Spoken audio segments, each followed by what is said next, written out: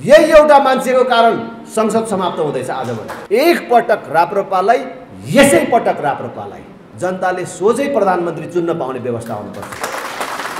देशै एउटा निर्वाचन क्षेत्र भएपछि त कसलाई किन्छ, कतिलाई राँगा काटेर खुवाउँछ, कतिको मोटरसाइकलमा तेल हालिदिन्छ। 33 वर्षको समयमा राजा ज्ञानेन्द्रले प्रत्यक्ष शासन चलाएको 18 महिना बाहेक सबै समय यो देशको नेतृत्व यही कांग्रेस कम्युनिस्टहरूले गरेका छन्। कुन पार्टीले भनेको छ भ्रष्टाचार गरेर खानु, आमाको रगत खानु सर मानेर राजनीति गरिन्छ भनेर हामीले भनेर आए। देश सामान्य अवस्थामा छैन। देशलाई बिस्तारै वृद्धाश्रममा परिणत गर्ने काम भइरहेको छ। यिनै कांग्रेस कम्युनिस्टहरूले चुनाव जित्ने हो भने, यिनैलाई भोट दिएर पठाउने हो भने र अरु 5 वर्ष फेरि यो देश लुट्न दिने हो भने देशको अवस्था के हुन्छ होला? ती सांसदहरू तिनीहरू सबैको तलब भत्ता फागुनसम्म कन्टिन्यू जाने हो भने जोड्दा कति हुन्थ्यो? राजेन्द्र लिङ्गदेनले राप्रपाले कति पैसा देशको बचायो? नागरिकता विधेयक कस्तो बन्नुपर्छ अरूको अरनखटनमा यहाँ बनाउन थालेका छन्। स्विजरल्यान्डको ब्याङ्कमा राजा रानीको नाममा कति पैसा रहेछ, कति पैसा फर्कायो? तर यो गणतन्त्र आएपछि 70 अरब भन्दा बेसी स्विजरल्यान्डको ब्याङ्कमा नेपालीहरूको पैसा जम्मा भएको छ। सबैलाई अहिले समानुपातिक चाहियो गाठी। ले हेर्नुहोस्, बुरुक बुरुक उफ्रिया छ साथीहरू।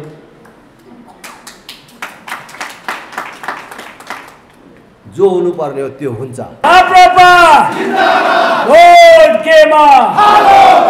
आउने चुनाव, यो मङ्सिर 4 गतेको चुनाव केवल आवधिक चुनाव मात्र होइन। यो हरेक 5 वर्षमा यस्तो चुनाव आउँछ जान्छ, यस्तो चुनाव मात्र होइन। यो चुनाव राष्ट्रिय प्रजातन्त्र पार्टीको जीवनमा र नेपालको राजनीतिमै अत्यन्त महत्त्वपूर्ण छ। राष्ट्रिय प्रजातन्त्र पार्टीको लागि यो असफल हुनै नमिल्ने खालको चुनाव छ। यसका नेता कार्यकर्ता सबैलाई म आग्रह गर्न चाहन्छु कि हामीलाई असफल हुने छुट छैन। यो चुनाव जे होला होला, अर्को चुनाव हेरौँला भन्ने छुट छैन। यो चुनावमा राष्ट्रिय प्रजातन्त्र पार्टी असफल भयो भने एउटा पार्टी मात्रै असफल हुँदैन, यसको नेतृत्व मात्रै असफल हुँदैन। नेपालमा यथास्थितिको अन्त्य गरेर परिवर्तन र विकास चाहने, हाम्रै जीवनकालमा यो देश बनेको हेर्न चाहने, राप्रपा भित्रका मात्र होइन राप्रपा बाहिरका आम जनताको चाहनामाथि पनि तुषारपात हुन्छ। तपाईँ कल्पना गर्नुहोस् त, यो चुनावमा पनि यिनै कांग्रेस कम्युनिस्टहरूले चुनाव जित्ने हो भने, यिनैलाई भोट दिएर पठाउने हो भने र अरु 5 वर्ष फेरि यो देश लुट्न दिने हो भने देशको अवस्था के हुन्छ होला? त्यसकारण यो पार्टीको कार्यकर्ताहरूले, नेताहरूले कुनै पनि प्रकारको निष्क्रियता, कुनै पनि प्रकारको गल्ती गर्ने छुट छैन। हामीले निष्क्रिय बन्ने, हामीले गल्ती गर्ने, त्यो भनेको राप्रपाको लागि मात्रै धोका हुँदैन, देशको लागि, परिवर्तन चाहने जनताका लागि धोका हुन्छ। त्यसकारण आज जो हामी राष्ट्रिय प्रजातन्त्र पार्टीको नेता कार्यकर्ता छौं, हाम्रो काँधमा विशेष जिम्मेवारी छ।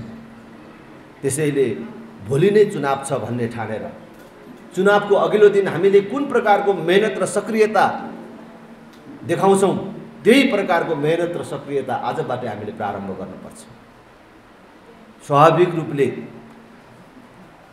हामी नामको हिसाबले, स्थापनाको हिसाबले पुरानो पार्टी भए पनि संगठन संरचनाको हिसाबले, क्रियाशीलताको हिसाबले नयाँ पार्टी जस्तो छौं। हामीले नयाँ ढंगले संगठन संरचनाहरू निर्माण गरिराखेका छौं। नयाँ अवधारणाहरू नेपाली समाजको बीचमा प्रस्तुत गरिराखेका छौं। त्यसकारण हामीले अरू पुरानो पार्टीले भन्दा बेसी मेहनत गर्नुपर्नेछ।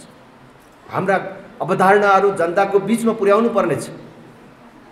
हाम्रो सङ्गठन संरचना पनि यसै बेला चुनावी प्रचार अभियान सँगसँगै निर्माण गर्दै जानुपर्नेछ र सङ्गठन संरचना निर्माणलाई चुनाव प्रचार अभियान र चुनाव तयारीको रूपमा प्रयोग गर्नुपर्नेछ। यो दोहोरो जिम्मेवारी र दायित्व हामीसँग भएको हुनाले अरू बेला भन्दा अरू पार्टीको नेता कार्यकर्ता भन्दा हामीले बेसी खट्नुपर्नेछ, बेसी मेहनत गर्नुपर्नेछ। यो राष्ट्रिय दायित्व पुरा गर्न हामी सबैलाई सक्रिय हुन जरुरी छ। यसको लागि म सबैलाई आह्वान गर्न चाहन्छु। आज हेर्नुहोस्, जुन देशको जनसङ्ख्या 3 करोड पुगेको छैन भनेर भनिन्छ, त्यो देशको 50 लाख युवकहरू त वैदेशिक रोजगार विभागमा नाम लेखाएर अरबको मरुभूमि र मलेसियाको जङ्गलमा गएका छन्। केवल परिवार पाल्नको लागि ती 50 लाख युवकहरू रगत पसिना बगाउन बाध्य छन्। 18 वर्ष उमेर पुरा गरेको, 50 वर्ष ननागेको, डाक्टरले जाँच्दाखेरि शरीरमा कुनै प्रकारको रोग नदेखिएको राम्रा र बलियो युवाहरू जो वैदेशिक रोजगार कम्पनीहरूलाई उनीहरूले तोकेको पैसा बुझाउन सक्छन्। आफैसँग पैसा छैन भने पनि साहुले र स्थानीय सहकारीहरूले पत्याउने हैसियत राख्छन्, त्यस्ताहरू त्यहाँ छन्। तर जोसँग राजधानी बनाउने पैसासम्म छैन, वैदेशिक रोजगार कम्पनीहरूलाई पैसा बुझाउने पैसा हुनको त कुरै छोड्नुहोस्, साहुले पत्याउने कुरा त छोड्नुहोस्, साहुले पनि पत्याउँदैन, आफूसँग पैसा पनि छैन। त्यस्ताहरू दिल्ली, पन्जाब, गुजरातमा, भारतको विभिन्न भूभागमा गएर पेट पाल्नको लागि नारकी जीवन बिताउन बाध्य छन्।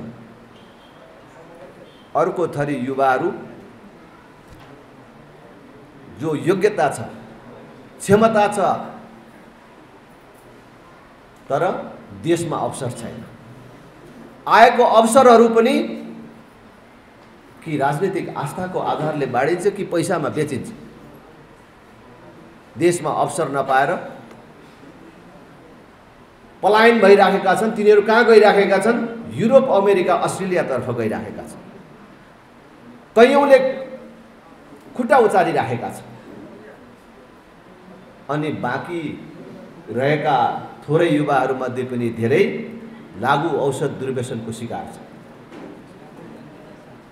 देशको अवस्था के छ मैले तपाईहरुलाई भनिराख्नु पर्दैन। यो सामान्य कुरा होइन। मैले त्यसैले जहाँ जाँदा पनि भन्छु, देशको अवस्था हाम्रो सामान्य आँखाले देखे जस्तो सामान्य छैन।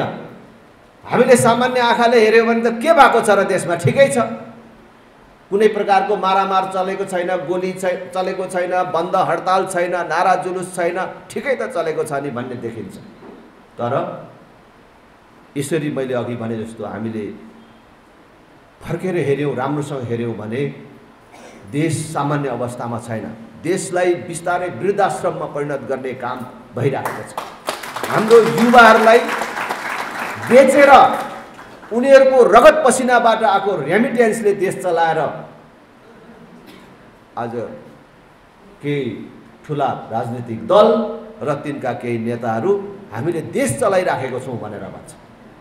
तर तपाईं कल्पना गर्नुहोस् त, यही 3 दशकभित्र दुनियाँका अन्य कैयौं देशहरू जो हामीभन्दा कमजोर थिए आज उनीहरू कहाँ पुगिसके? हाम्रै भाइ छोराहरूले यही बीचमा दुबई कतार बनाए, मलेसिया बनाए, मानिसहरू चन्द्रमामा पुगेर आइसके, मंगल ग्रहमा बस्ती बसाउने कुरा गरिराखेका छन्। हामी यही राजधानी भन्ने ठाउँमा 3 किलोमिटर बाटो पार गर्नको लागि कहिलेकाहीँ त घण्टौं लाग्छ। हामी एउटा यस्तो दुःखद नियति बिहोर्न बाध्य छौं, अभिशप्त छौं कि हामीलाई के भइराखेको छ भन्ने नै थाहा छैन। त्यसकारण म सबैलाई आग्रह गर्न चाहन्छु, आउने चुनाव एउटा पार्टी जिताउने हराउने कुरा मात्र होइन, एउटा व्यक्ति जिताउने हराउने कुरा मात्र होइन, देश बचाउने र बनाउने कुरासँग सम्बन्धित छ। 3 दशकदेखि केही सीमित राजनैतिक दलहरू छन् जसले आफूलाई देशको प्रमुख राजनीतिक दल भनेर भन्छन्। उनीहरूले एउटा सिन्डिकेट खडा गरेर देशलाई बन्धक बनाएर राखेका छन्। एउटाबाट अर्कोमा सर्छ, अर्कोबाट अर्कोमा सर्छ, घुमिफिरी तिनै दल, घुमिफिरी तिनै मान्छे। देशको अर्थतन्त्र ओह्रालो लागेकै छ। भ्रष्टाचार सामान्य विषय जस्तो भएको छ। आज घुस खाने र खुवाउने कुरा सामान्य जस्तो भएको छ। तपाईहरुकै घर परिवारमा छरछिमेकमा कति कुराहरू हुन्छन् होला। कुनै काम कोही मान्छेले घुस खुवाएर गरेर लिएर आयो भने अम्मै यो त कस्तो बाठो रहेछ हेर्नु त, पैसा खुवाइवरी काम गरेर आएछ भन्छ। त्यो जघन्य अपराध हो, तर त्यसलाई हामीले आज सामान्य चीज मान्यौं। मानिसहरू कुनै काम गर्नु पर्यो भने घुस खुवाउने ठाउँ र माध्यम खोजेर हिँड्न थाले। आज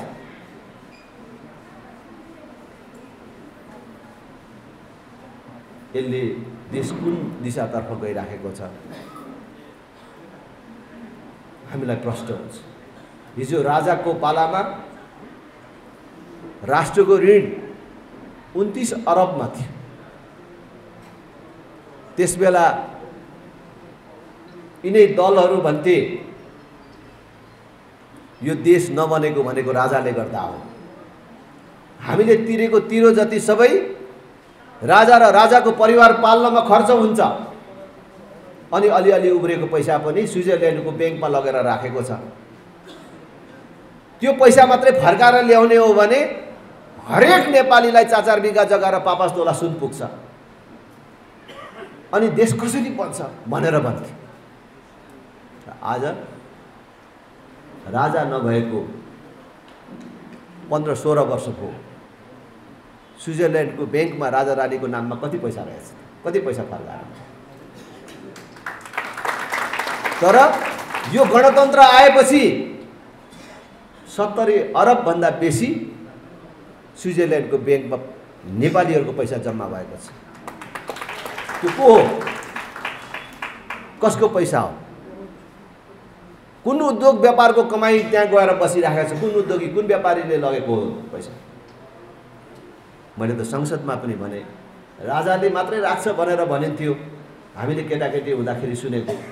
राजाले राखेको कुरा त अहिलेसम्म तपाईहरुले बताउन सक्नु भएन। तर अहिले फेरि राजा हटेपछि पनि स्विजरल्यान्डको ब्याङ्कमा नेपालीहरूको पैसा जम्मा भयो भनेर भन्छ। त्यो कुन राजा आएछ? अहिले नयाँ कुन राजा आएछ? प्रश्न पार्नु पर्यो भनेर मैले संसदमा भनेको थिएँ। र अब यिनीहरूले किन पार्थे? तर हामीले बुझ्नु पर्यो, हामीले थाहा पाउनु पर्यो। त्यो 29 अरबमा रहेको राजाको पालाको ऋण बढेर आजभन्दा 5 वर्ष अगाडि पुग्दाखेरि 8 खरबमा पुग्यो। जब संघीयता कार्यान्वयन भयो, यो 3 तहको सरकारको निर्वाचन भयो र संघीयता कार्यान्वयन भयो, झन्डै 36,000 जनप्रतिनिधिलाई तलब भत्ता खुवाउनु पर्ने समय आयो, तिनका कर्मचारीलाई खुवाउनु पर्ने समय आयो, तिनका लागि गाडीको बन्दोबस्त गर्नुपर्ने समय आयो। यो 5 वर्षमा 12 खरब भन्दा बेसी ऋण थपिएर अहिले 20 खरबको हाराहारीमा पुगेको छ। अघिको साथीले 21 खरब पनि भन्दै, हरेक दिन बढिराखेको छ। पैसा पायो कि लिने? कहाँ ऋण लिन पाइन्छ? सरकारको मुख्य कामै ऋण लिने रहेछ। देश कता गइराखेको छ तपाईहरुले बुझ्नुहुन्छ कि राप्रपाले सुरुदेखि नै किन यो संघीयता चाहिँदैन, किन यो 3 तहको सरकार चाहिँदैन र त्यसमाथि यो प्रदेश त खारेज हुनुपर्छ भनेर सशक्त रूपमा किन आवाज उठायो? यसबाट देखो यो सबको अन्त्य कसले गर्न सक्छ?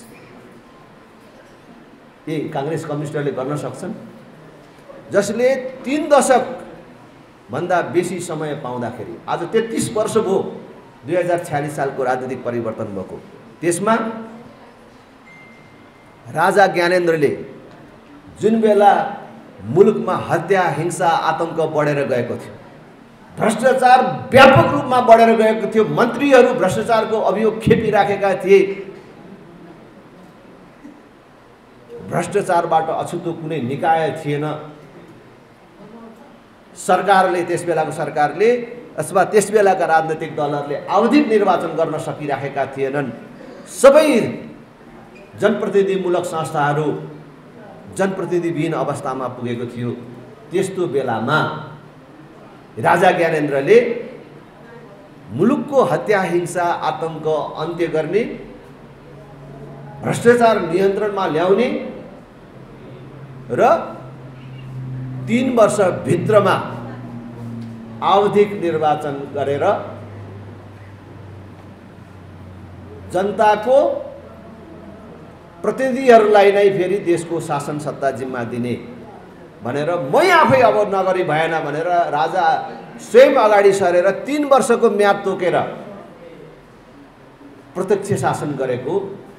त्यो 3 वर्षभित्रको 18 महिना समय, 18 महिना पुग्दा नपुग्दा देशका सबै राजनीतिक दलहरूले राजाले आफै प्रत्यक्ष शासन गर्नु हुँदैन, प्रधानमन्त्रीले गर्ने काम पनि राजा आफैले गर्नु हुँदैन, यो राजनीतिक दलहरूले गर्ने काम हो भनेर आपत्ति जनाएपछि राजाले लौ त जनताको नासो म जनतालाई नै जिम्मा दिन्छु भनेर छोडेर हिँडेपछि फेरि राजनीतिक दलहरू नै सरकारको नेतृत्वमा छन्। मैले भन्नु खोजेको यो 33 वर्षको समयमा राजा ज्ञानेन्द्रले प्रत्यक्ष शासन चलाएको 18 महिना बाहेक सबै समय यो देशको नेतृत्व यही काङ्ग्रेस कम्युनिस्टहरूले गरेका छन्। त्यसमाथि पनि 25 वर्षभन्दा बेसी नेपाली काङ्ग्रेसले नेतृत्व गरेको छ। देशले के पायो, जनताले के पाए, तपाईहरू स्वयं साक्षी हुनुहुन्छ। त्यसैले म आम दिदीबहिनी दाजुभाइहरू, हाम्रा नेता कार्यकर्ता साथीहरू सबैलाई आग्रह गर्न चाहन्छु, जुन केही सीमित राजनैतिक दलहरू मिलेर सिन्डिकेट खडा गरेर देशलाई बन्धक बनाएर राखेका छन्, जनतालाई बन्धक बनाएर राखेका छन्, त्यसबाट देश र जनतालाई मुक्त गर्ने अवसरको रूपमा यो 5 गतेलाई हामीले मङ्सिर 4 गतेलाई हामीले प्रयोग गर्नुपर्दछ। त्यसको लागि के काङ्ग्रेस, के एमाले, के माओवादी सबैले यो हलो चिन्हलाई साझा चिन्ह मानेर देशलाई यो चक्रव्यूहबाट मुक्त गर्ने औजारको रूपमा, अस्त्रको रूपमा प्रयोग गर्नुपर्छ भनेर म आग्रह गर्छु। र त्यही आग्रह हामीले आफ्ना छरछिमेकी आफन्तहरू सबलाई गरौँ। हामीले काङ्ग्रेसले गरेन, कम्युनिस्टहरूले गरेन भन्ने मुद्दा मात्रै ल्याएका छैनौँ। हामीले सुशासन के हो, विकास के हो, कसरी गर्ने अवधारणा पनि हामीले प्रस्तुत गरेका छौँ। आज देशमा जुन प्रकारको अस्थिरता छ, जुन प्रकारको भ्रष्टाचार व्याप्त छ, जुन प्रकारमा देशमा कुशासन चाहिँ बढेर गइराखेको छ, त्यसको कारण अहिलेको नेताहरू सँगसँगै अहिलेको व्यवस्था पनि हो। यो नेताहरूले जुन व्यवस्था ल्याए त्यो पनि कारण हो। अहिलेकै निर्वाचन प्रणालीमा देशलाई अगाडि लगिराख्ने हो, अहिलेकै सङ्ख्यामा जनप्रतिनिधि पालिराख्ने हो भने यही व्यवस्थामा कुनै राम्रो मान्छे आउँदाखेरि केही आंशिक फरक पर्ला, तर उत्पात फरक पर्दैन। त्यसकारण देशमा फरक पार्नको लागि यो व्यवस्थामा परिवर्तन जरुरी छ। अब सांसदले मन्त्री हुने होइन, सांसदले ऐन कानुन बनाएर बस्ने।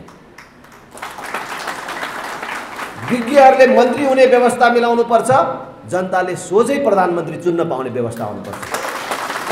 देशै एउटा निर्वाचन क्षेत्र भएपछि त कसलाई किन्छ, कतिलाई राँगा काटेर खुवाउँछ, कतिको मोटरसाइकलमा तेल हालिदिन्छ।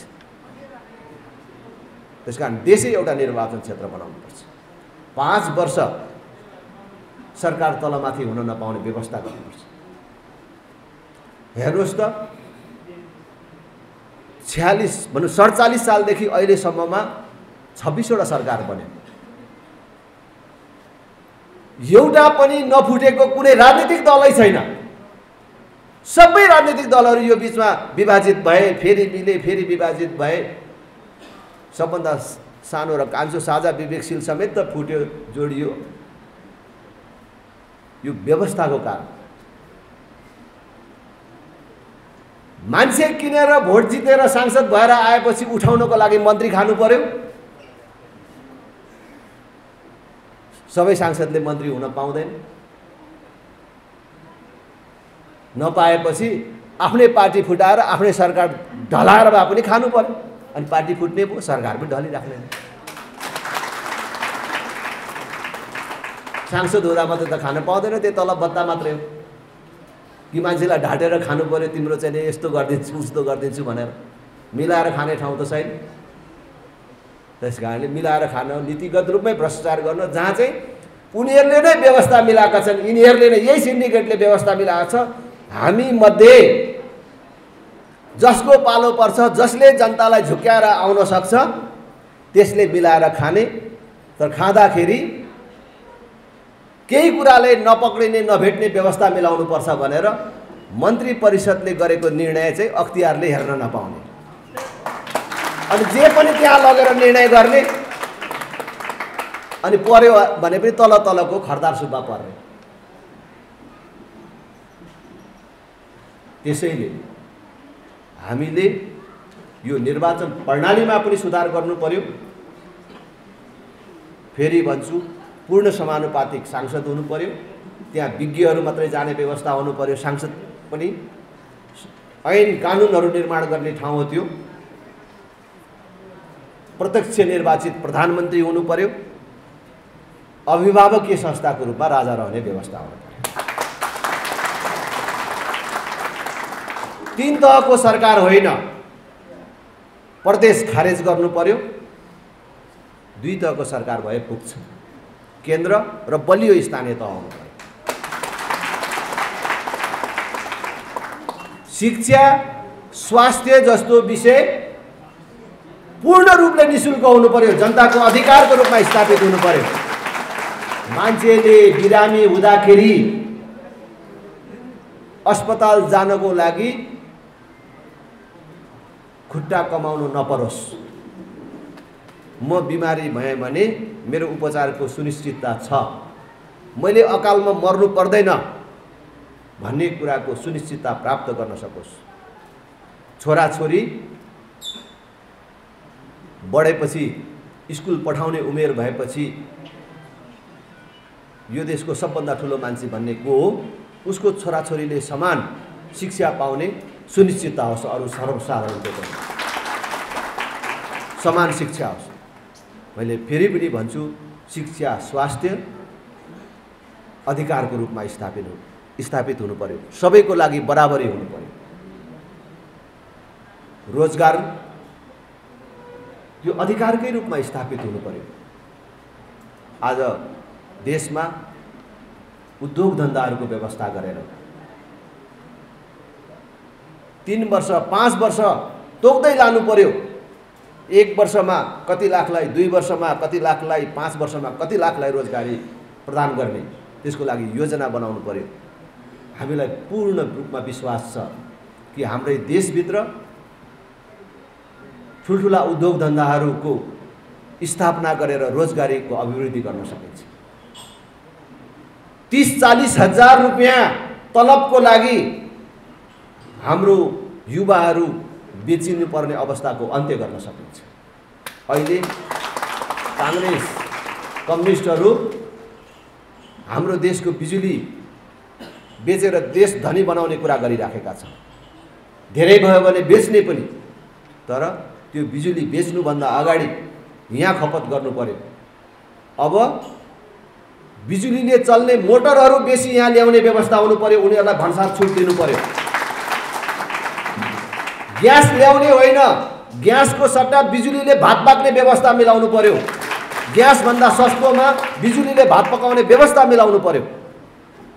बिजुली यही खपत गर्नु पर्यो। ठुल्ठुलो उद्योग धन्दाहरूलाई आमन्त्रण गर्नु पर्यो, जसले हजारौं मान्छेलाई रोजगार दिने उद्योग खोल्छ। त्यस्तो उद्योगीलाई संसारको सस्तोमा बिजुली दिने व्यवस्था मिलाउनु पर्यो, लोड सेडिङ नहुने व्यवस्था मिलाउनु पर्यो, करमा सुविधा दिनु पर्यो। उद्योग खोल्न आउँछु भन्दाखेरि सरकारमा बसेका मान्छेहरूले दुःख नदिने, राजनीतिक दलहरूले दुःख नदिने व्यवस्था मिलाउनु पर्यो। आज त कर तिर्नको लागि घुस खुवाउनु पर्छ भन्छन् हाम्रो व्यापारी साथीहरू। एउटा सानो समयमा यो देशलाई सुन्दर देश बनाउन सकिन्छ। धार्मिक पर्यटनको प्रवर्धन मात्रैले पनि हामी सबैलाई धनी बनाउँछ भन्ने लाग्छ। नेपाल यस्तो देश हिन्दू, बुद्ध र किराँत धर्मको उद्गम थल हो। उत्तरपट्टि अरबौंको संख्यामा बुद्धिस्टहरू छन्। संसारभरिका बुद्धिस्टहरूलाई एकचोटि मात्रै बुद्ध जन्मस्थल जानुपर्छ।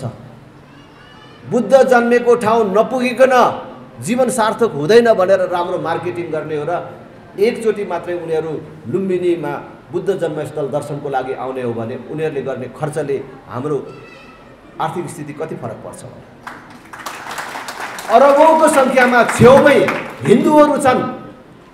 एकचोटि पशुपतिनाथ, मुक्तिनाथ नगइकन हिन्दूको जीवन सार्थक हुँदैन भनेर राम्रो विज्ञापन गर्ने र मेहनत गर्ने हो भने उनीहरूले एकचोटि मात्रै टेकिदिने हो भने उनीहरूले गर्ने खर्चले मात्रै हाम्रो अर्थतन्त्र कति माथि उठ्थ्यो होला। त्यसैले केवल हिन्दू, बुद्धिस्ट मात्रै होइन, अरू धर्मावलम्बीहरूले पनि लाभ लिन्छ। आम नेपालीहरूले, देशले लाभ लिन पाउँछ। गर्न सकिने थुप्रै कुराहरू छ।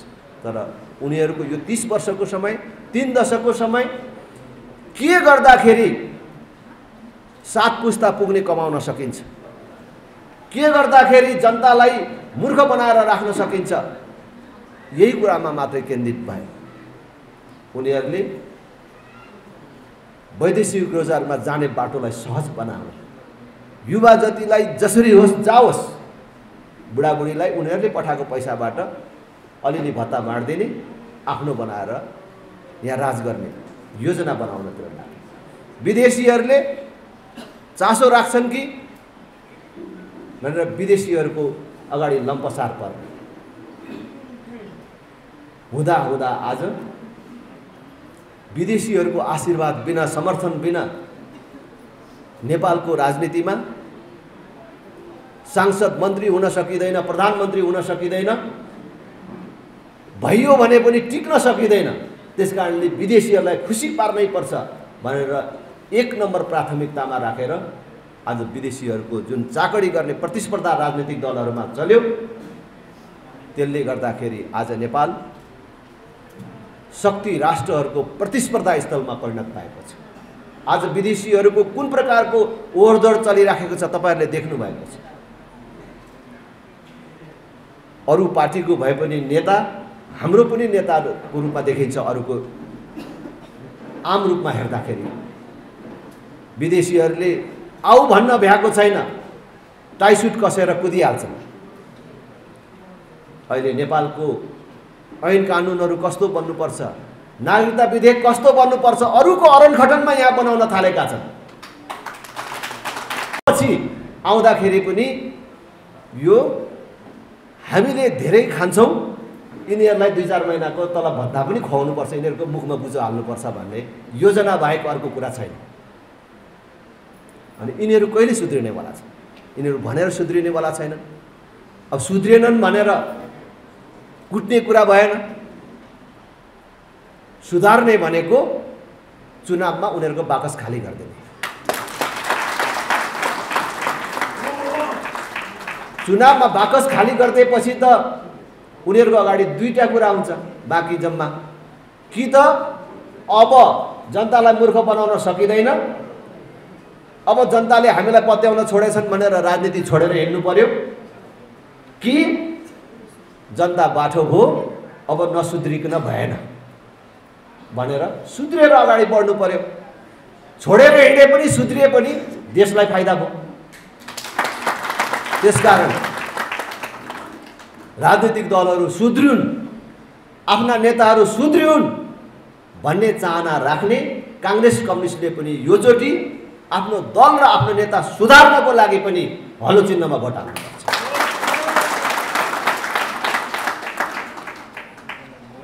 हामी एउटा संकल्प र निष्ठाका साथ राजनीतिमा छौँ। एकचोटि त हेर्नु पर्यो नि राप्रपालाई, कुन पार्टीले भनेको छ भ्रष्टाचार गरेर खानु, आमाको रगत खानु सर मानेर राजनीति गरिन्छ भनेर हामीले भनेर आएका छौँ। हामी संसदमा एक्लो भए पनि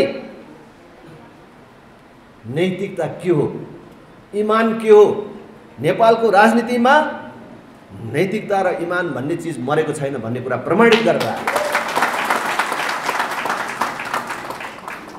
लाज बिनाका कति कांग्रेस, एमाले, कम्युनिस्टका, माओवादीका साथीहरू फेसबुकमा लेख्छन् यो राजेन्द्र लिङ्गदेनले 4 वर्ष भत्ता खाएर यो 2 महिना नखाने कुरा गरेर कुन ठुलो कुरा गर्यो भन्छ। हिसाब आउँदैछ। कोही हाम्रो भित्रको साथीहरू पनि, यहाँ भएका साथीहरू पनि हिसाब लाउन सक्ने साथीहरू हुनुहुन्छ भने हिसाब गर्नुहोस्। आजबाट बाध्य भएर यही एउटा मान्छेको कारण संसद समाप्त हुँदैछ। आजबाट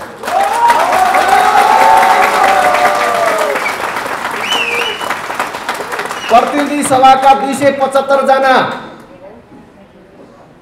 7 वटा प्रदेशका कति हुन्छन् हिसाब गर्नुहोस्।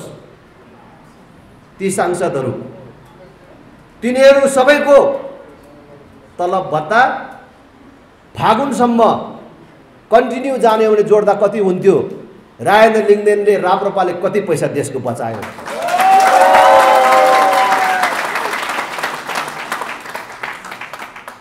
हामी सुस्पष्ट विचार, सुस्पष्ट दृष्टिकोणका साथ आएका छौँ। मलाई विश्वास छ देशभरि जाँदाखेरि जनता, आम मतदाता हामीलाई मद्दत गर्न तयार छ, तर हाम्रै कार्यकर्ता साथीहरूको सक्रियताको कमी देखेको छु। त्यसकारण हाम्रो साथीहरू सक्रिय बन्नु पर्यो। पार्टी अफिस आएर केही काम छैन, जनताको घर दैलोमा जानु पर्यो। दिनमा 150 घर जानु पर्यो, भन्नु पर्यो। व्यक्तिगत महत्त्वाकांक्षा त्याग्नु पर्यो। सबैलाई अहिले समानुपातिक चाहियो गाठी। ले हेर्नुहोस्, बुरुक बुरुक उफ्रिया छ साथीहरू।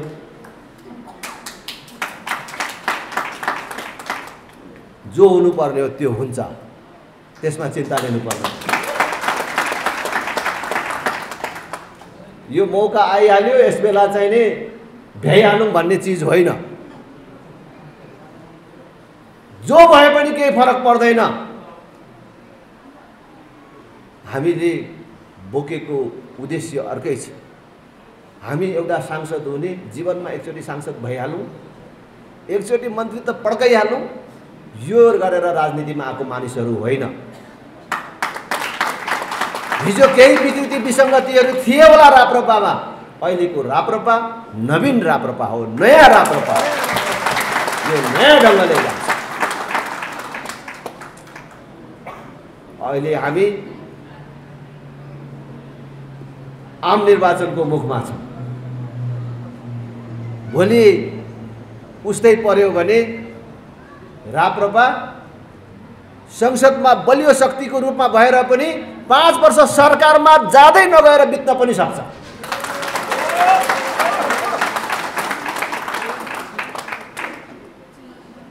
हामी नजान सक्छौँ।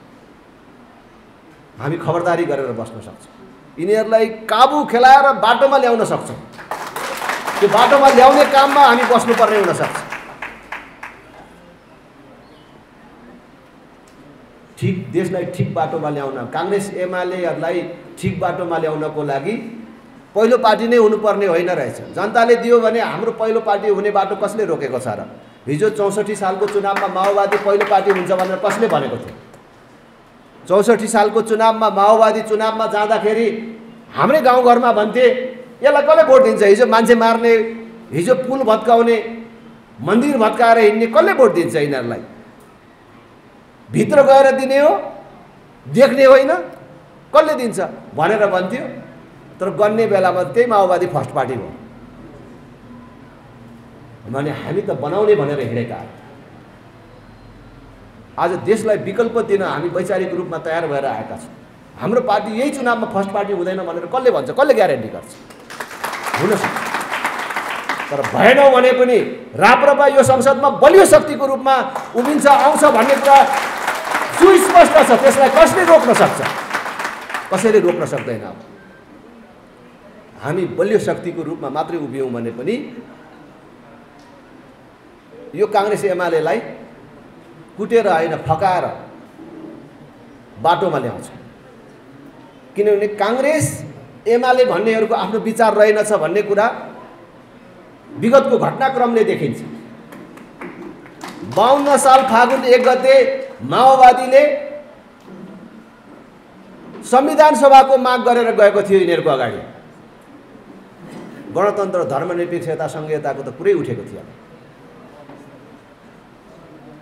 यिनीहरूले संविधान सभा पनि हुँदैन भने, यो हुनै नसक्ने कुरा हो भने माओवादी जङ्गल गयो। माओवादीले 10 वर्ष ठोकेपछि यिनीहरू संविधान सभा मान्न मात्रै होइन, गणतन्त्र, धर्मनिरपेक्षता, संघीयता सबै थोक मान्न तयार भयो। माओवादीको एजेन्डै बोकिदिए काङ्ग्रेस एमालेले, गोदेर ल्यायो लाइन भने यो काङ्ग्रेस एमाले भन्नेहरू जता पनि फर्कन सक्छन्। हामीले संसदमा दह्रो उपस्थिति जनायौँ, नेपालको राजनीतिमा दह्रो उपस्थिति जनायौँ भने यिनीहरूलाई बुझाएरै बिग्रिएको चिजलाई सच्याउन सकिन्छ, यिनीहरूलाई हाम्रो बाटोमा ल्याउन सकिन्छ भन्ने हाम्रो विश्वास छ। त्यसकारण हामी उच्च मनोबलका साथ अगाडि बढौँ। अहिले देशले एउटा बलियो विकल्प खोजिराखेको छ। त्यो बलियो विकल्प राप्रपा हो, राप्रपा हो र राप्रपा हो। त्यसैले हामीले आम जनताको अगाडि अपिल गर्नु छ, एक पटक राप्रपालाई, यसै पटक राप्रपालाई। यिनै कुराहरू राख्दै सबै साथीहरूलाई सक्रियताका साथ अगाडि बढ्न अपिल गर्दै तपाईहरु सबैलाई धेरै धेरै धन्यवाद दिँदै बिदा हुन्छु। जय राष्ट्र, जय जनता।